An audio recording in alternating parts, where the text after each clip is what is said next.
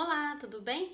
Seja muito bem-vindo, muito bem-vinda à segunda aula do minicurso Como Escrever para Crianças e Jovens. Esse minicurso faz parte da programação do projeto O Pequeno Vendedor de Chicletes e Outros Contos sem Fadas, incentivado pela Secretaria Municipal de Cultura de Uberlândia. O projeto consiste na publicação de uma coletânea de 7 narrativas baseadas em contos clássicos de Hans Christian Andersen. E se você quiser mais informações sobre o projeto e sobre o livro, é só acessar o recantodaprosa.com. Eu vou deixar o link aqui na descrição do vídeo. Se você perdeu a primeira aula desse curso, é só voltar até o vídeo anterior. O link da playlist completa também vai estar na descrição. Ao fim de cada aula, eu estou propondo um exercício de escrita. Então, caso você queira compartilhar os resultados que você for produzindo, é só entrar no nosso grupo no Facebook e postar por lá, porque aí nós vamos nos ajudando a escrever.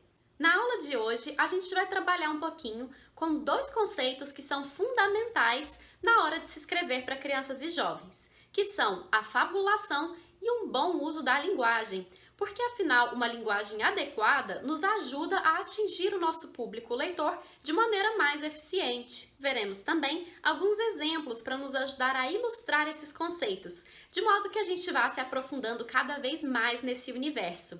Vamos lá? Bom, então vamos lá. Na primeira aula, a gente falou sobre o universo da criança e agora a gente vai se aprofundar um pouco mais no olhar da criança. Então vamos conversar sobre como as crianças enxergam o mundo e como isso se traduz na linguagem literária. Antes de mais nada, é importante a gente conversar sobre o conceito de fabulação. Dados os estímulos e um ambiente saudável, a criança transforma a realidade em fantasia e a fantasia em realidade com bastante facilidade, com bastante espontaneidade. Basta vê-las brincando de faz de conta para notar que elas vão do mundo real para o fantástico e de lá voltam para o mundo cotidiano com a maior naturalidade, aceitando os acontecimentos mais improváveis. No entanto, é preciso haver coerência interna. O público infanto-juvenil é bem atento. Para quem trabalha com educação infanto-juvenil, isso é muito fácil de perceber. Quando existe algo no texto que fere a coerência interna diante daquilo que foi previamente combinado com o leitor, dentro da própria narrativa, as crianças percebem na hora. Vamos a um exemplo para deixar esse conceito mais claro. Da coletânea Uma Ideia Toda Azul, de Marina Colasanti, eu extraí aqui o trecho inicial do conto que dá título ao livro, e que diz o seguinte: Um dia, o rei teve uma ideia. Era a primeira da vida toda, e tão maravilhado ficou com aquela ideia azul que não quis saber de contar aos ministros. Desceu com ela para o jardim, correu com ela nos gramados, brincou com ela de esconder, entre outros pensamentos, encontrando-a sempre com igual alegria, linda ideia dele, toda azul. Brincaram até o rei adormecer encostado numa árvore. Foi acordar, tateando a coroa e procurando a ideia para perceber o perigo. Sozinha no seu sono, solta e tão bonita, a ideia poderia ter chamado a atenção de alguém. Bastaria esse alguém pegá-la e levar. É tão fácil roubar uma ideia. Por essas palavras, a gente percebe que a autora transformou um conceito absolutamente abstrato como uma ideia em algo que o rei poderia pegar com as próprias mãos, em algo concreto, com o qual ele poderia andar pelo jardim, correr pelos gramados, brincar e até adormecer junto dela. Para as crianças, a introdução de um conto assim não parece algo impossível. Pode até soar estranho num primeiro momento, mas elas aceitam, estão mais predispostas do que os adultos a aceitar que uma ideia pode ser algo concreto. No entanto, a partir do momento que isso foi estabelecido, a criança entende que isso foi combinado. E se algo acontecer na história que fira os princípios colocados por essa introdução, a criança irá perceber. Retomo aqui algo que disse na primeira aula sobre não ser condescendente com as crianças, uma vez que não podemos subestimar a sua capacidade de pegar os detalhes e perceber contradições. E quando digo contradições, estou me referindo à estrutura interna da narrativa. É possível que haja contradições diante da fantasia versus realidade, mas não entre os elementos da própria narrativa. Passamos agora para uma conversa sobre a linguagem a ser utilizada nos textos infanto-juvenis. A dica é utilizar uma linguagem clara e precisa, compreendida pelas crianças com facilidade. Aliás, essa é uma dica que atualmente vale também para a literatura adulta. Diante de tantas opções de entretenimento no mundo, não há por que dificultar a leitura literária.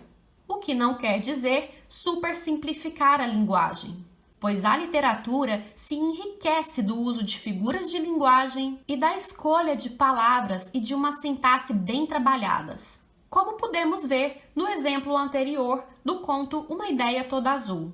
Por isso, acho importante frisar que uma linguagem infantilizada não é a indicada.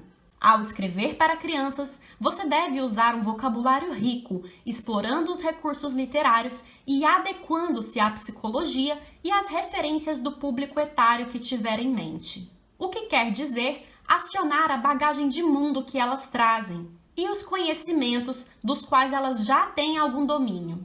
Vejamos mais um exemplo de outro grande nome da nossa literatura, Guimarães Rosa. Aqui eu trouxe a releitura de um conto clássico bastante conhecido, que é Chapeuzinho Vermelho. A partir desse clássico, Guimarães Rosa recriou a história, criando sua fita verde no cabelo. Daí o subtítulo Nova Velha História. E vamos ao texto.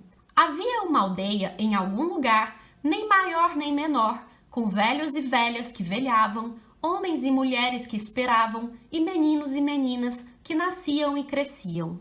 Já de imediato, a gente percebe várias figuras de linguagem. Percebemos o uso de figuras sonoras, como aliterações e assonâncias, na repetição de letras com a mesma sonoridade. Percebemos também, como marca registrada do autor, já um neologismo na palavra velhavam, que não é uma palavra dicionarizada, mas da qual a gente consegue compreender o sentido. Percebemos também um ritmo bem trabalhado e mesmo a existência de rimas. Continuando com a leitura, seguimos para o próximo parágrafo. Todos com juízo, suficientemente, menos uma meninazinha, aqui por enquanto. Aquela, um dia, saiu de lá, com uma fita verde inventada no cabelo. Sua mãe mandara com um cesto e um pote à avó que a amava, a uma outra e quase igualzinha à aldeia. Aqui, mais uma vez, percebemos o uso de um recurso linguístico, pois há uma interrupção na frase, aqui por enquanto. E seguindo para o último parágrafo desse trecho, continuemos. Fita verde partiu, sobre logo, ela a linda, tudo era uma vez. O pote continha um doce em calda, e o cesto estava vazio, que para buscar framboesas. Daí que, indo, no atravessar o bosque, viu só os lenhadores, que por lá lenhavam, mas o lobo nenhum, desconhecido nem peludo, pois os lenhadores tinham exterminado o lobo. Vejam só como aqui o autor já coloca um contraponto à história na qual ele se baseou, indicando que não há mais lobo e que os lenhadores é que tomaram conta da floresta, estabelecendo uma nova ideia do que pode ser ameaçador. A seguir, reforço essa ideia com a afirmação de que encontrar a história é também encontrar o modo de contá-la. Não basta pensar no conteúdo, mas também na forma como a história chegará aos pequenos leitores. Mas para isso, você terá de reinterpretar sua relação com o mundo a partir do olhar infantil. Isso quer dizer que um bom exercício pode ser olhar para as coisas como se estivéssemos olhando para elas pela primeira vez, exercitando a nossa capacidade de nos surpreender com o mundo, o que é algo que as crianças fazem naturalmente. Mas atenção, o olhar infantil não é um olhar infantilizado, no sentido pejorativo da palavra. Por isso, enquanto escritores, é importante que a gente exercite, antes de escrever, o nosso poder de observação da realidade, buscando até mesmo nas pequenas coisas elementos capazes de disparar uma narrativa interessante. Vejamos um exemplo. Aqui eu trouxe um trecho do livro Mania de Explicação, de Adriana Falcão, que ilustra bem esse conceito. As pessoas até se irritavam. Irritação é um alarme de carro que dispara bem no meio do seu peito. Com aquela menina explicando o tempo todo o que a população inteira já sabia. Quando ela se dava conta, todo mundo tinha ido embora. Então, ela ficava lá, explicando sozinha. Solidão é uma ilha com saudade de barco. Tristeza é uma mão gigante que aperta seu coração. Muito é quando os dedos da mão não são suficientes. Como eu disse, esse tipo de exercício é algo que as crianças fazem naturalmente, mas é algo que nós adultos também podemos exercitar, bastando alguma dose de criatividade.